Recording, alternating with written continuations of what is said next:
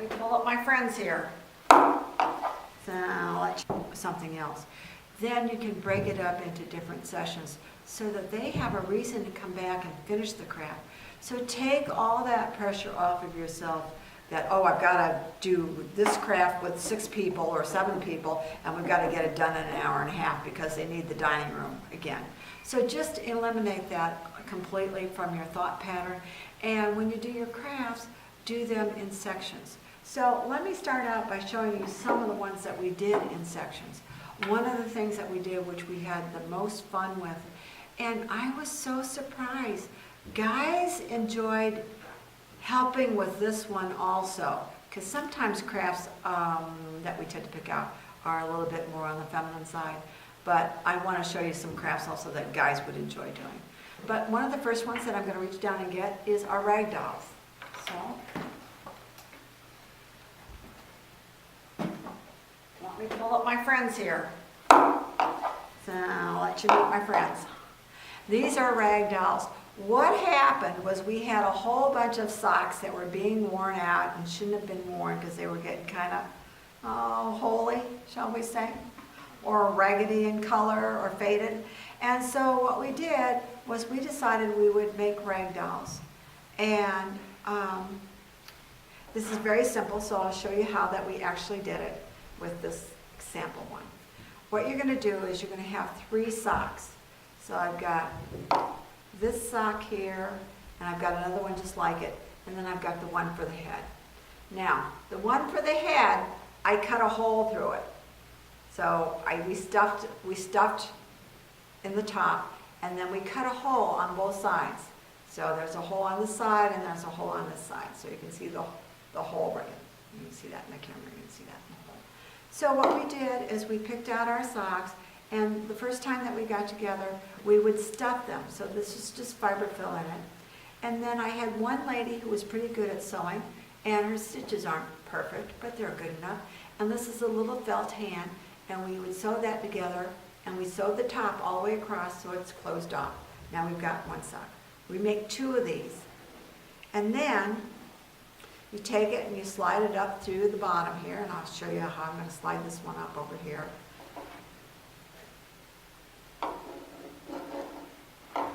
Slide it up and you pull it through. And you pull it out. So now you see why you cut the holes in the top of the top socks so that they could come out. And what you've got now is 2 great little hands. You pull this down over their body. You've got the body part and their little head. You turn around and lift it up, and they got a cute little boom boom back there. So that's what you do. That's how simply all these are made. And so you take one session, you put out all your stuff, and you say, oh my goodness, who wants this? Who wants this? All these are old napkins that the dining room was going to throw away. And this happens to be a curtain valance from the top of somebody's curtain that they didn't want. They changed their room and they didn't want it.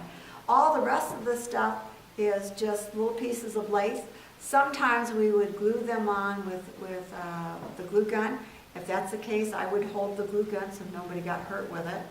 And there's no major sewing in any of these.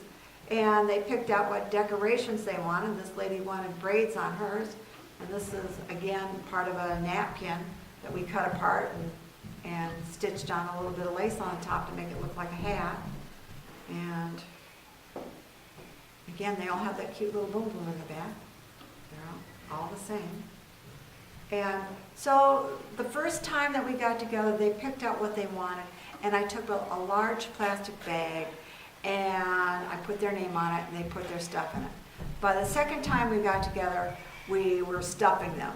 Some people got them completely stuffed, and Luba helped us sew on things, and every once in a while a little aide would come by and say, oh, what are you guys doing? And then we'd tell them. And then the guys came by and said, oh, can I have some hot cocoa and see what you guys are doing? And they didn't necessarily want to make a doll, but they wanted us to tell us how they wanted their doll to be made. And that was okay with us. And so I thought that this group would last, maybe 2-3 sessions. But it got to be such a fun group that more people decided to make dolls that we ended up doing this every Thursday afternoon from about 2:30 until almost 4 o'clock for probably 3 months. So just keep everybody's doll in their own plastic bag with their name on it so you can pull it out. So if they don't come to that session, they can come to the next session and they'll know next step they're on, or what they want to do, or if they want to change decisions, or if somebody gives them another good idea to put bric-a-brac on the apron or something, that'll happen. But they had a good time and they interacted with each other, and that's what's kind of fun about the arts and the crafts, is that many times your art will start out just being individual projects, but they become collaborative, and it's a great way to pull your people together. One of the last things that I did with these dolls in particular, if we would save them and put them, we did 2 things with them. We would save the ones that people didn't want in their room, and then in the springtime and around Christmas time, we would have an art fair or a craft show. And I have to put up a sign that says, "These are not for sale, made by residents," because people wanted to buy them. And so you have to put up the sign because you cannot use the residents' work as a monetary benefit for your art, for your activity department. So you have to put up a sign that they're not for sale. And so that's what we did, and we would show them in the springtime and around Christmas time, and a nice extra way to decorate your building and be classy. And then the other thing that's so surprising, people will come in, "My mom made that?" "Yeah, your mom made that." "Yeah, it took us a couple of months, but yeah, your mom made this doll." And then I would keep the dolls, and when the person passed away, I would give the doll to the family as a memory of what they do while they were with us. And that's a little bit of a heart jerker, but it's something that they really did appreciate. Because you have to remember, lots of times the family members come in when mom and dad is in bed, and then they return later in the night, and where's mom and dad? They're probably back in bed again, or they're getting ready for bed. So they don't really get to see all the fun things that they're doing during the course of the day. So that's one project that we did, and we did it in several, let me slide that down there. We did it in several steps, so don't, again, try to get one craft done in your 30 minutes. The other thing that I should tell you about crafts when you do crafts is that when you do crafts, it's going to require a lot more steps. It's going to require a lot more time input for you to help and guide some people through it, or assist them so they're successful. And so I would encourage you to limit your craft groups to no more than 5, because that's about as many people as you can help, whether you're painting or doing a woodworking project or doing the dolls or whatever else. You need to kind of limit it. And some people will get mad at you, but just say, "Oh, well, you're scheduled to come to the doll making group on Tuesday afternoon." So then they know that they're going to get a chance to do it too. It reassures them.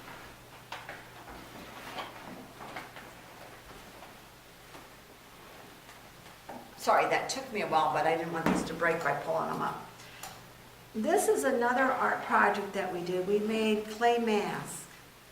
So I'll pull these out and hold them up for you guys to see. And here again, I had people that came by and said to me, "Connie, can I buy that? Can I hang that in my office?" So what we would do, I'll show you, this is the raccoon. This is the man in the moon. And I guess this is the elephant man, or this is just a clown. I'm not quite sure what we should call it, but there it is. And what you do is you're going to take a paper plate, and the clay that I used here is non-toxic, and it also is self-drying, so you do not have to put it in a kiln. So you're going to take just a paper plate. Don't use styrofoam, but a real paper plate, because the paper plate will absorb some of the moisture. It will whip the moisture out of the clay, and that's a good way to help it to dry. The first thing you're going to do is you're going to put the clay on the paper plate, and the first thing that you'll do once it's flattened out on the paper plate is you're going to punch 2 holes in the top, remember to do that first, because you cannot punch the holes after it dries. So the hanging holes that you're going to hang it up on, you want to make sure that you punch, and you have 2 of them. And so their first step then, what is great, the occupational therapist saw me doing this and said, can I have my people do that? That's good fine motor skill, and it's good for their arthritis.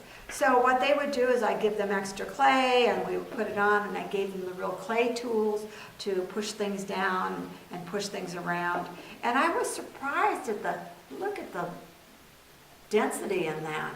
And it dried and it didn't fall off. So let me show you the density of that. Look how far that nose come out and the eyes come out.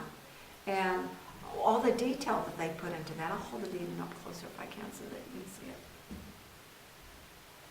So the first session, we punched the holes and we started to make the shape. And then we let them dry. So here again, we punched the holes in the top. Again, a lot of density. This clay just dries without having anything fall off of it. It's non-toxic clay. And then the second thing that we did, our second group that we got together, is we ended up painting the faces. And a lot of discussion. Oh, those eyebrows should be blue. Oh no, I think they should be pink. I want my eyebrows to be brown, you guys, just leave me alone. You know, and so a lot of that kind of stuff goes in. And sometimes, they'll look at something and say, now, what is that? Tell me about your art. I don't get that. I said, oh, well, this is just a fun face. It's just a clown face. Or actually, it was an elephant. It had an elephant that had another part that came out here, like an elephant trunk. But they enjoyed talking about it, sharing ideas, laughing together. And once in a while somebody will say something a little bit discouraging, but then remember, there are no right or wrong answers in art. It's all the journey that you go on to get there, and that's really a lot of fun in making the art. So they had a good time together, and then on the third time when we got together, we shellacked them. I put a shellac on it so it sealed it off. And then after it was completely dry, because we had all these hooks, we then went down and hung them up in the art gallery. And I would encourage you to make sure that your art gallery is very professional. We have a sign that says Resident Art Gallery, a plaque that I had made for that hallway. And then under each one of these, I make a black and white card. It's a black press board. And then just off of my computer, I print the name of the artist, or if it's collaborative, the group of names of the artist. I print what media is, and this would be clay and tempera paint. And then we title it. So every time we finish a piece of artwork, whether it's a painting or whether it's a piece of 3D art, we give it a title. And as I said, I think this will probably be the Clown Man in the future, although I think it started out as the Elephant Man. And this is the Man on the Moon. And then we have our raccoon. So that was a fun thing to do. And I am surprised sometimes when I'm doing art stuff, I have the rest of the departments come by and ask. It's a great way to get your residents involved with the staff on a different level that's person-centered. Oh, look at what you're making today. It's not all about, gee, I've got to punch you with a needle today for your diabetic. So again, that was a 3-session group, and we repeated it a couple of times during the course of the year so everybody got a chance to do it. And of course, you can always do printing projects, and this is where we printed aprons, or not aprons, but the carriers for the side of our wheelchairs, to be put on the side of the wheelchairs, or on the side of the bed, so that they can put their stuff in it, their comb in it, or their call light, so they know where their call light is. And that's really a pretty good place to get because they're pretty inexpensive to do. One year I was out of funds and I needed to make Christmas wrapping. And when you're so far out of funds that you can't even get them at the Dollar Tree, you have to get pretty creative. So we went into the preschool book again, but we upgraded it, and I went into the kitchen and I stole onions, potatoes, and carrots and celery from the kitchen. And we used those, we cut them apart into small things. They were easy to grip because of the gross motor stuff, and we used them for printing. So let's see if this side is any better than the other side. It's not. This is kind of messy. But you can see on here we've made snowflakes. See the different snowflakes? That was cut out of the potato. And I think this is part of the celery over here that we scraped and pushed that on with. And then we had gift bags that we could make. Also in here, another one of the stamping, and you always have a need for thank you cards and happy birthday cards. And that makes it, when your residents know why they're doing something, they will come down and help you and do it. Hey, I need some birthday cards. We've got 6 people with birthdays coming up. Can you help me make some birthday cards? And this is pretty easy to do. I mean, it's just paper and a little thing that you paste on, and you cut your square. I even have a form that I can do to make envelopes for them. So most of these are pretty much the same. And this one gets a little bit more involved. And it's cut out picture, cut and paste. Even your most challenged person can help with a project. I remember one time we were making these, and I had this little lady by the name of Mrs. Beebe, and what we would do is, in the beginning, she was very good at assembling things and putting things down, but as her progression of dementia continued to happen, the only thing that she really could do for me was I could put it together and I could paste it for her, and then I would ask her to keep her included in the group. I would just say to her, Mrs. Beebe, will you just hold that in place and make sure it doesn't move? So one time I'm running this group, and Mrs. Beebe is doing her job so well. She does such a great job. She's holding it down, and I'm busy with my other 3 or 4 people in the group. They're deciding what they're going to do and how they're going to do it. And I turn over to Mrs. Beebe, and I hope you can see this, but she's pushed down so hard to hold that in place for me. Her little knuckles underneath here have turned perfectly white as she's holding it down. And needless to say, when I went, I said, oh, Mrs. Beebe, how nice of you. You've done such a fine job. And I went to pick it up, and she had glued it to the table, and it ripped apart completely. As a good activity director, you should always put the onus on yourself and say, oh, she said to me, what do you have, meatballs for brains? That was my work, and I've been working on it. When you're in a situation like that, the very first thing you need to do is apologize. There's something about, instead of trying to cover it for yourself or saying it wasn't your fault, say, I'm so sorry, I didn't mean to break your project. You worked so hard on it. Can you forgive me? Actually, those are very good words to use whenever you want to end an argument. Can you forgive me? I'm sorry. And sometimes you even have to say, I love you. But, if at any rate you want to take the onus and put it on yourself, you worked so hard on that, I'm so sorry. And then, of course, she calmed down and says, well, just don't do that again. And, that's what you need to do. We need to make sure that when we're doing crafts, it's not always going to be successful, or the craft that you put together isn't going to maybe come out right because of the temperature in the room or something else. But just let the residents know that it's your fault, that you'll replan it out, and that you'll do it again, and we'll try again. Another person, going back to our cards here, decided that they would do thumbprints. And so they did a whole bunch of thumbprints, and then we spent the next 30 minutes figuring out what we would put on these. So some of them say happy birthday, and there are thumbprints in different ways. There's one thumbprint going across the way, and then it opens up and says, I miss you.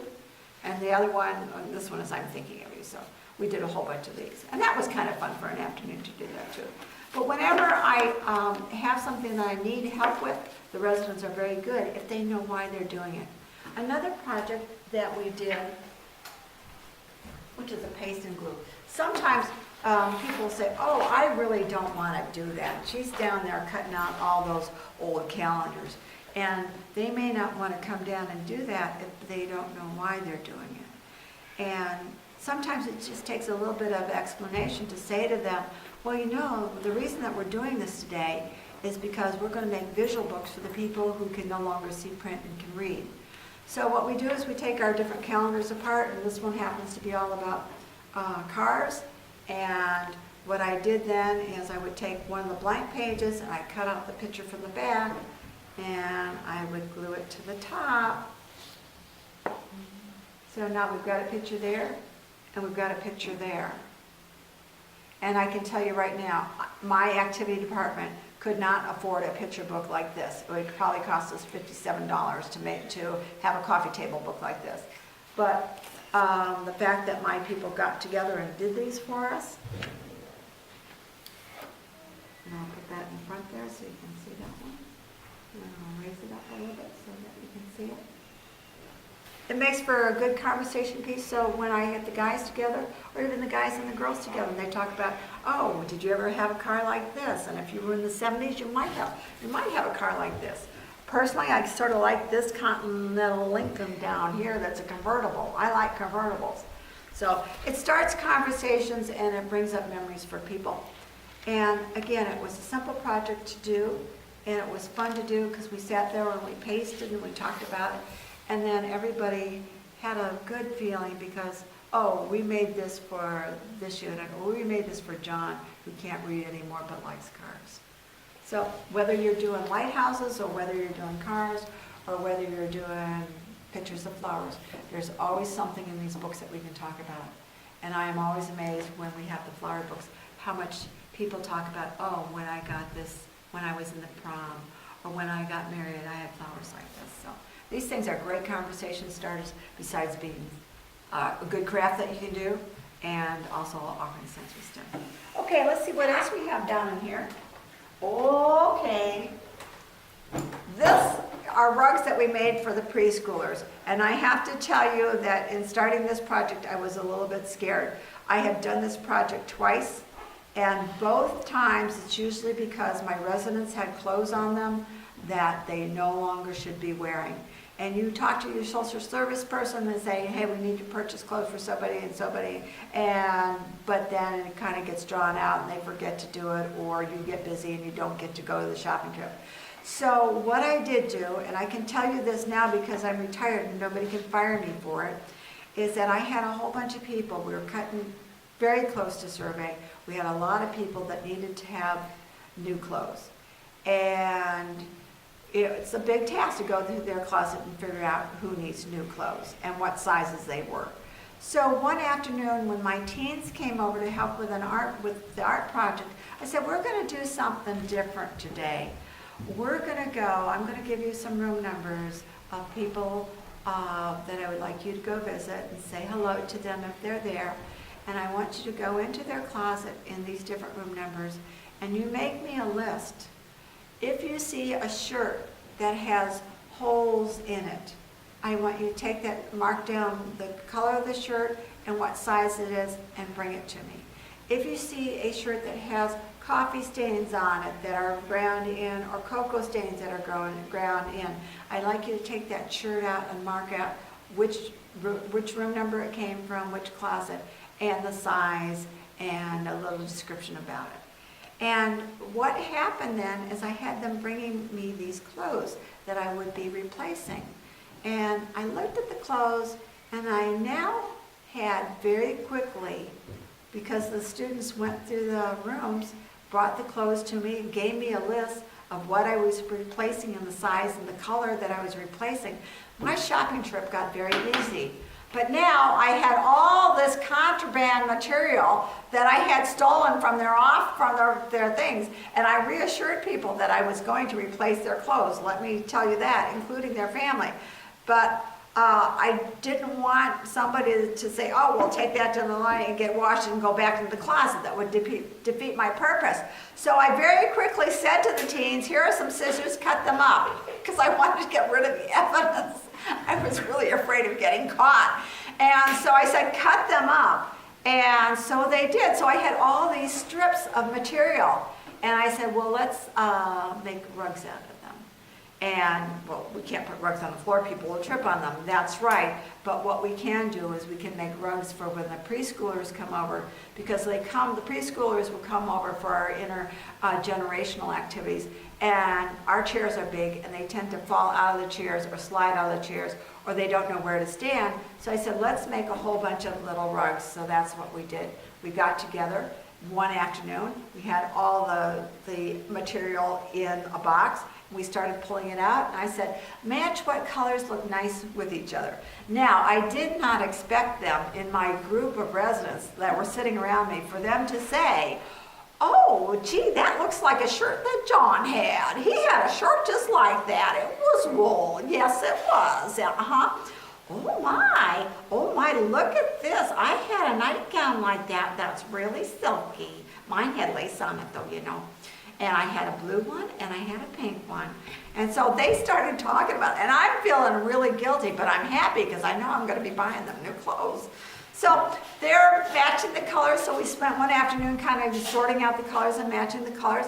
And then we got together the following week, and we got people that could braid, and we had some people that were only one-handed. So right-handed and left-handed, I put those people together, and they worked together. And what we did is I put a big box out, I put a rock in the middle of the box so it wouldn't move, and then I put some clips, the kind of clips that you use to hold your papers together, office clips, and we clipped the 3 strips of cloth together, and they braided them. And then after they had them braided, we knotted it up so they wouldn't come undone. And then the next time we got together, some people were still matching colors and other people were starting to braid. And I started just to loop them together. And then I found out that one of my residents, Luba, she was a seamstress, and she helped put all the braided ribbon, the braided cloth together. And then during the evening, she said, I have nothing to do and I don't want to watch television. Let me push these things together, and I'm going to loop them. So you can see, maybe you can see here where she took her big needle with the hook and she looped it together. Now that's not the way you make a real braided rug, but it was good enough for our group. And they ended up making about 12 or 15 of these, so that every time the preschoolers came over, I could say, here, sit on your spot. Or here, stand over here, we're going to have a relay race, and the residents are going to be down there in their chairs, and we're going to play Simon Says, and you're going to go up there when they tell you to take a step, or you're going to run around their chair, or you're going to get the egg, their Easter egg, and